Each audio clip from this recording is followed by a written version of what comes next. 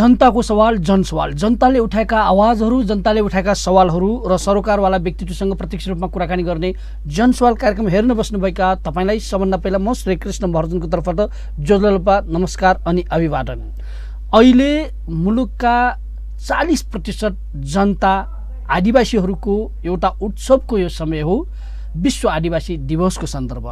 विश्व आदिवासी दिवस यो 27औं विश्व आदिवासी दिवस मनाइरहँदाखेरि नेपालका आदिवासी जनजातिहरूले उठाएका मुद्दा, आवाजहरू र उनीहरूको चाहनाको विषयमा केन्द्रित भएर कुराकानी गर्नका लागि आज हामीले आदिवासी अगुवा र नेपालका आदिवासी जनजातिहरूको सङ्गठन नेपाल आदिवासी जनजाति महासङ्घका पूर्व अध्यक्ष समेत रहनुभएका राजकुमार लेखीलाई हामीले आमन्त्रण गरेका छौँ। उहाँसँग कुराकानीतर्फ लागौँ। राजकुमार लेखीजी नमस्कार। नमस्कार। नमस्कार। अहिले विश्व आदिवासी दिवसको सन्दर्भ छ। यो समयमा आदिवासी जनजातिहरूले उठाइरहेका मुद्दाको, मागको र विगतदेखि गरिरहेको कामकोदेखि लिएर तपाईँ समीक्षा गरेर भन्नुपर्दाखेरि अबको अवस्था आदिवासीहरूको के कस्तो पाउनुभएको छ? हेर्नुहोस्, सबभन्दा पहिले त 27औं विश्व आदिवासी दिवसको अवसरमा म सम्पूर्ण नेपाली दाजुभाइहरूमा हार्दिक शुभकामना व्यक्त गर्न चाहन्छु। र अहिले आदिवासी जनजातिहरूको अवस्था भनेको मलाई लाग्छ जति सशक्त ढङ्गले हाम्रो पहलकदमी, हाम्रो भूमिका अथवा हाम्रो आवाजहरू बुलन्द गर्नु पर्थ्यो, त्यसमा कहीँ न कति कमी महसुस भएको म पाउँछु। यसको कारण विभिन्न भए पनि मूल कारण त मलाई के लाग्छ भने हामी जो नेतृत्वमा हुन्छौँ, जसले हामी ड्राइभिङ सिटमा बसेर हामी ड्राइभ गरेका हुन्छौँ, प्रमुख रूपमा भूमिका उसैको हुन्छ। त्यसकारण आदिवासी जनजाति आन्दोलन यही मुलुकमा हामीले देख्यौँ धेरै पटक आदिवासी अभियानहरूको सन्दर्भमा आदिवासी जनजातिहरूले उठाएको माग मुद्दाहरूको सवालमा राज्य हामीसँग थुप्रै पटक सहमति गरेको छ, सम्झौता गरेको छ। 20 बुँदे सहमति, 9 बुँदे सहमति, 6 बुँदे सहमति। त्यसकारण हामी दबाब यदि दिन सकेनौँ भने हाम्रो कुरा राज्यले सुन्दैन। किन सुन्दैन भने हाम्रो देशका एकात्मक शासन व्यवस्थामा रहेका लामो समयदेखि जडा गाडेर बसेका यहाँका शासकहरू हाम्रो माग मुद्दा एजेन्डाप्रति सकारात्मक छैन।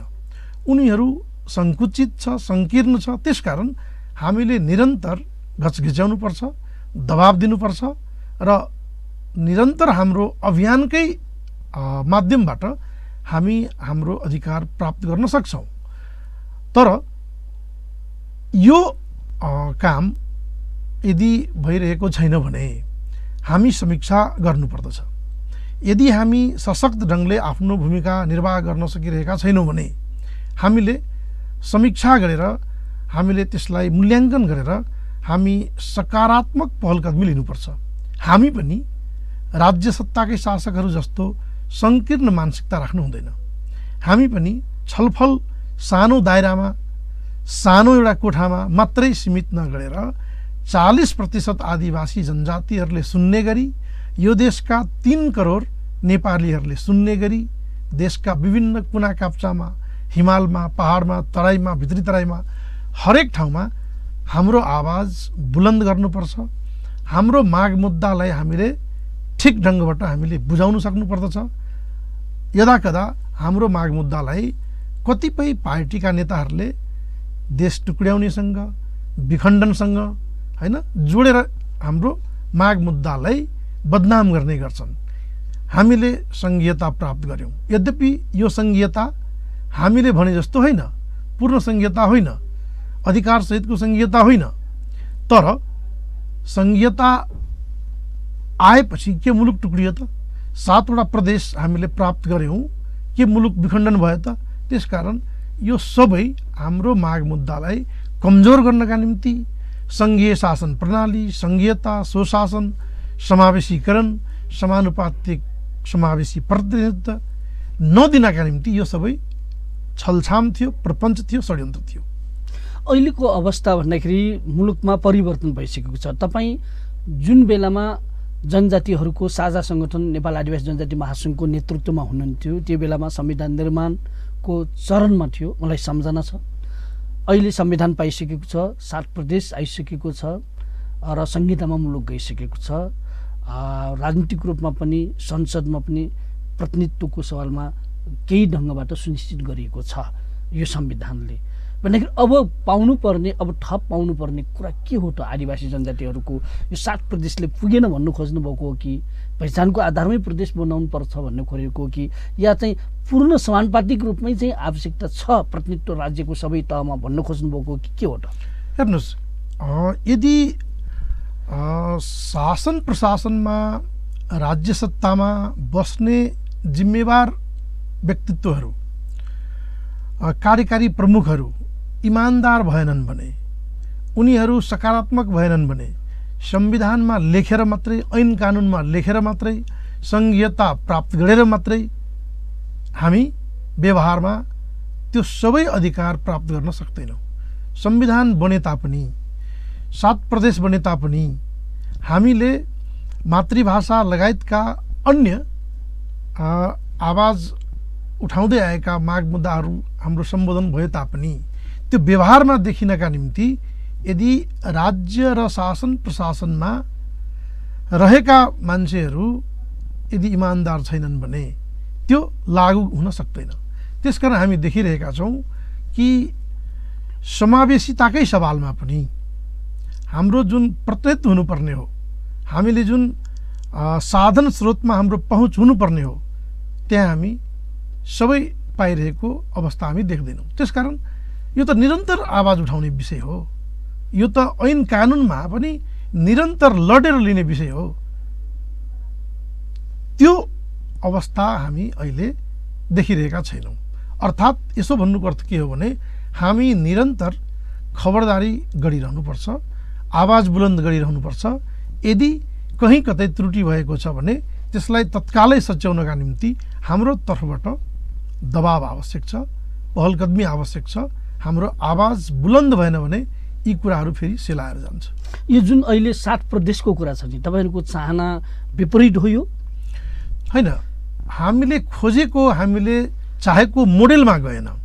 हामीले एउटा सिंहदरबारको ठाउँमा 7 वटा सिंहदरबार, खर्चिलो प्रदेश, तडक भडक पजेरो प्राडो चढ्ने मुख्यमन्त्री मात्रै हामीले चाहेका थिएनौँ। हामीले त भनेका थियौँ सानो प्रदेश, सस्तो प्रदेश, प्राडो पजेरो चढ्ने मुख्यमन्त्री होइन, हामीलाई साइकल चढ्ने मुख्यमन्त्री, घोडा चढ्ने मुख्यमन्त्री, अर्थात् सस्तो प्रदेश, सानो प्रदेश, हामीले त्यो खालको संघीयताको अवधारणा हामीले खोजेको हो।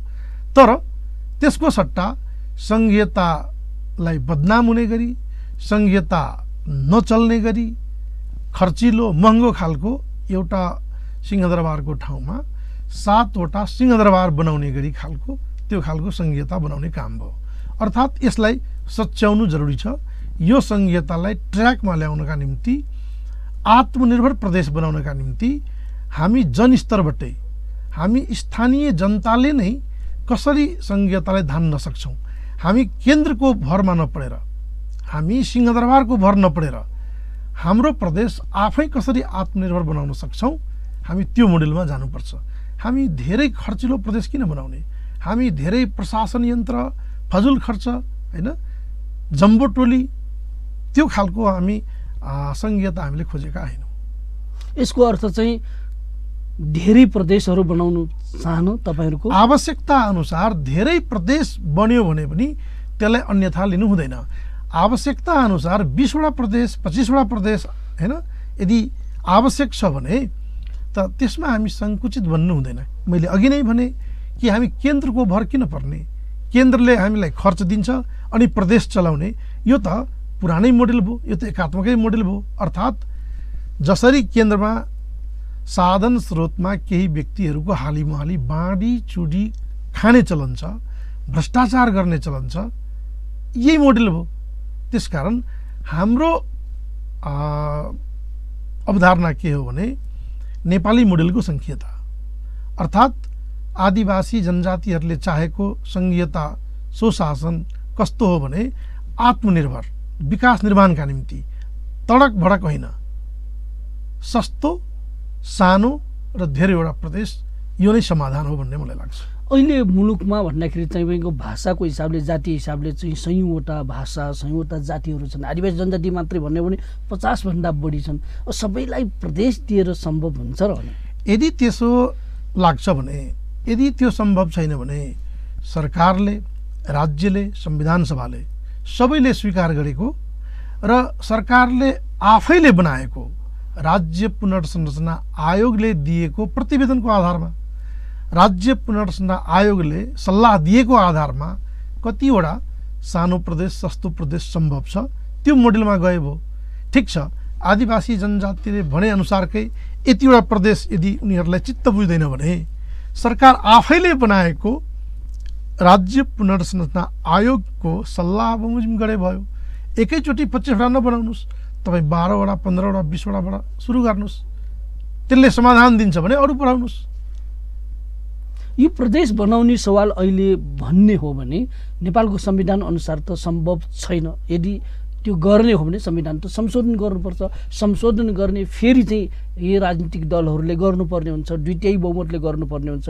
अब आदिवासी जनजातिको भावना अनुसारको दलहरूले कहिले गर्छ हो, यो चाहिँ सम्भव तपाईँले कहिले देख्नुहुन्छ? हैन, यदि नेपालका राजनीतिक दलहरू नेपालको सबै समस्याको समाधान चाहन्छ भने त नेपालमा उठिरहेको माग मुद्दालाई त उनीहरूले नै सम्बोधन गर्ने हो र उनीहरूले नै समाधान खोज्ने हो।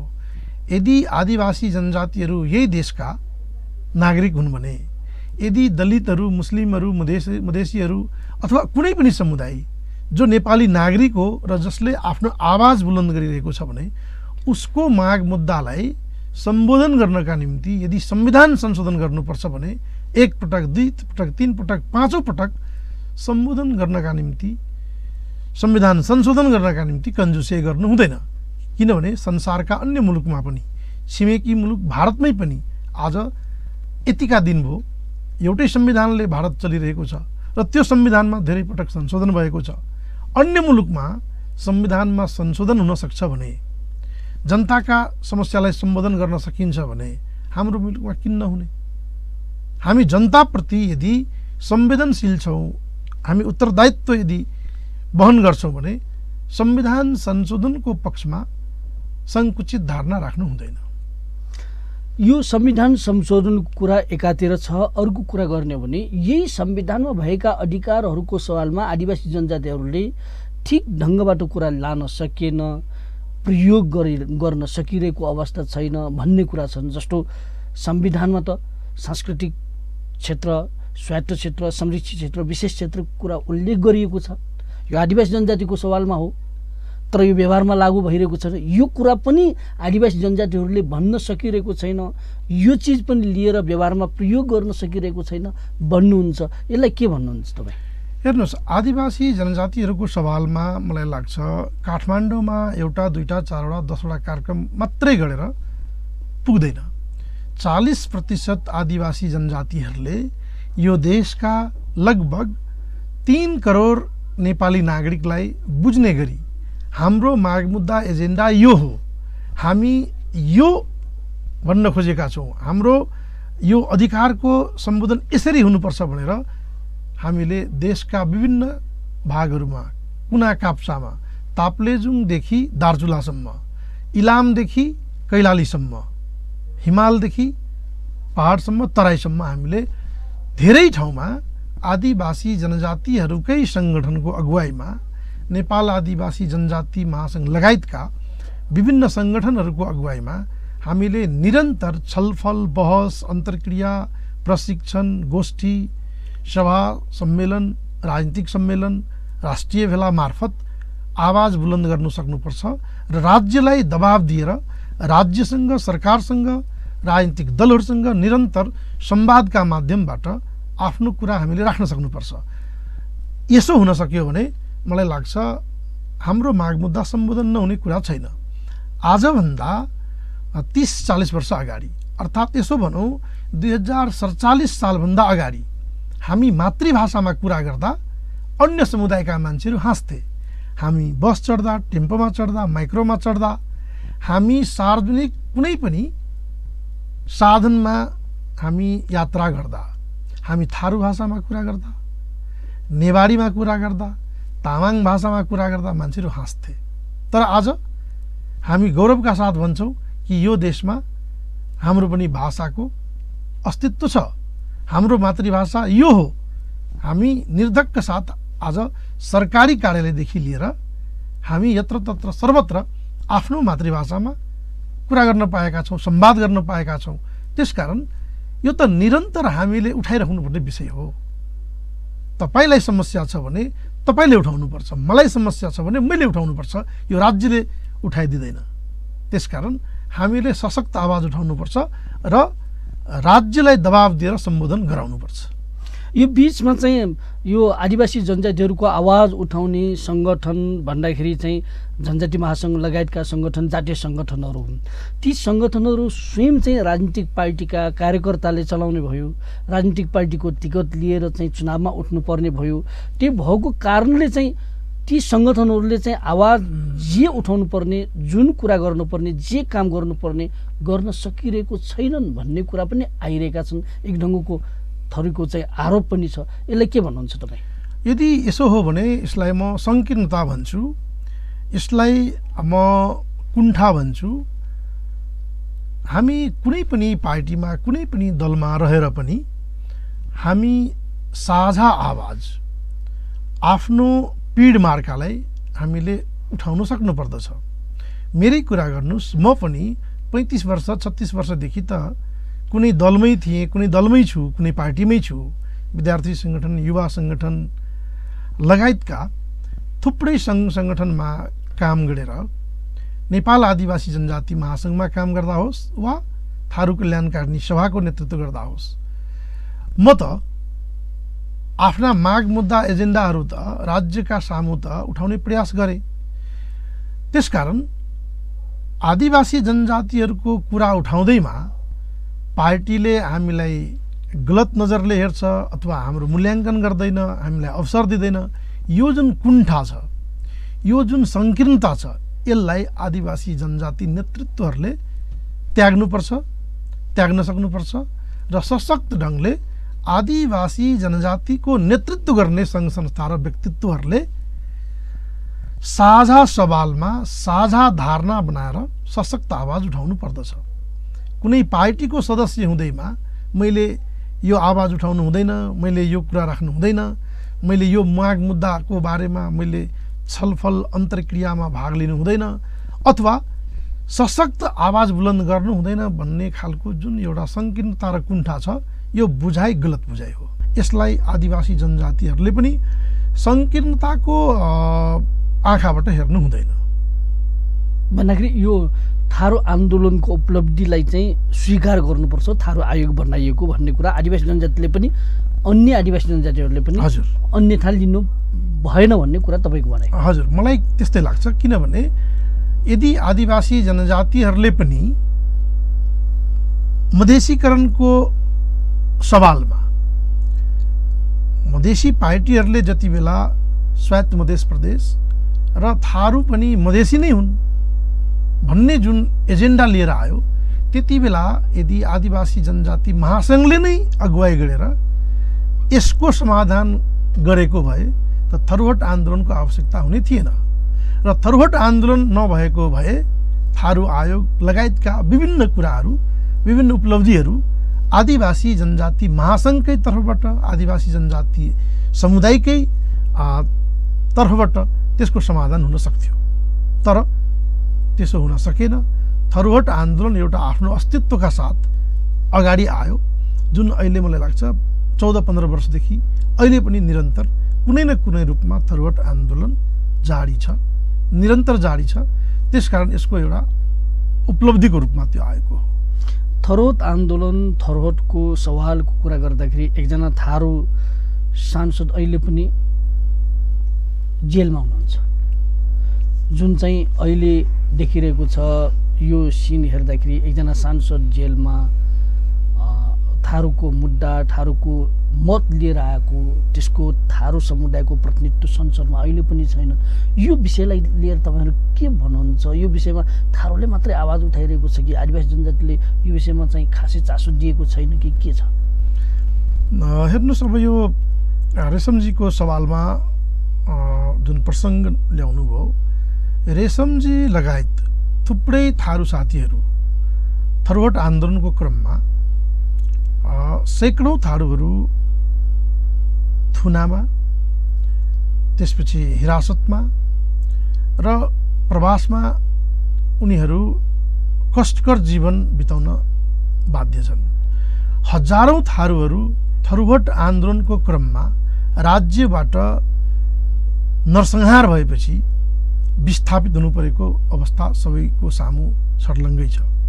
पश्चिम नेपालमा खास गरेर कैलाली कञ्चनपुरतिर, दाङ बाँके बर्दियातिर जब टिकापुरमा थरुहट आन्दोलनको क्रममा एउटा अप्रिय घटना घट्यो, हामी कसैले सोच्दै नसोचेको जुन घटना घट्यो, त्यो घटनापछि राज्य जसरी सेना मार्फत, पुलिस प्रशासन मार्फत थारूहरूमाथि जसरी कर्फ्यूको अवस्थामा दमन गर्ने जुन एउटा अभियान चलायो, घर घरमा गएर थारूहरूलाई छानी छानी डन्डा बर्साउने अनि अभद्र व्यवहार गर्ने, थारूहरूको घरमा आगो लगाइदिने, पसलमा आगो लगाइदिने, थारूहरूमाथि जुन खालको निर्मम एउटा क्रूरतापूर्ण व्यवहार भयो, यसका कारण थुप्रै थारूहरू विस्थापित भए र थुप्रै थारूहरू झुट्टा मुद्दामा जेलमा रहेको अवस्था छ।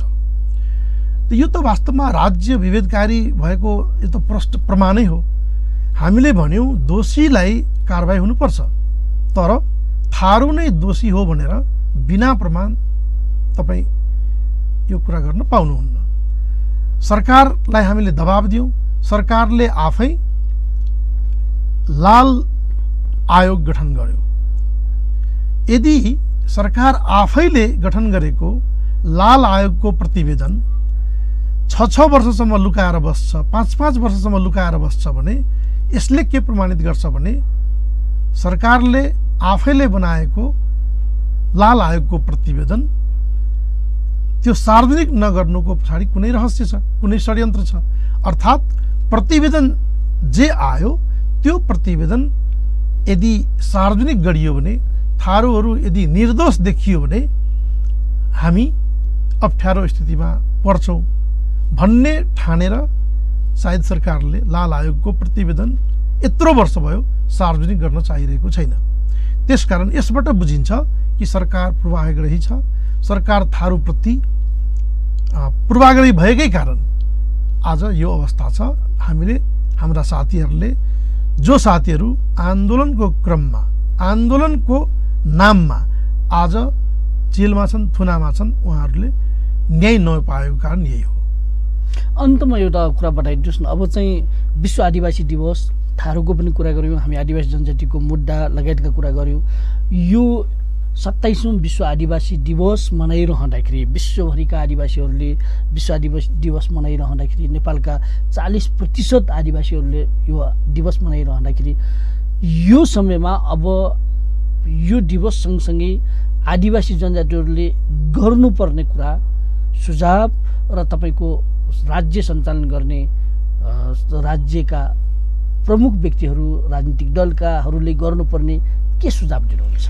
हेर्नुहोस्, यो विश्व आदिवासी दिवसको अवसरमा त हामी वर्षैभरि आदिवासी जनजातिहरूले गर्ने भेला, सम्मेलन, संवाद, अन्तर्क्रिया, छलफल, गोष्ठी, विभिन्न किसिमका कार्यक्रमहरू गर्दा गर्दै पनि आदिवासी दिवसको अवसरमा त, विश्व आदिवासी दिवसको अवसरमा त यो एउटा ठुलो उत्सवको रूपमा, चाडपर्वको रूपमा मनाउनु पर्ने बेला हो। तर के त्यसो हामी देखिरहेका छौँ? 40% आदिवासी जनजातिहरू रहेको यो मुलुक नेपालमा तपाईँ कहाँ कार्यक्रम देखिरहनु भएको छ?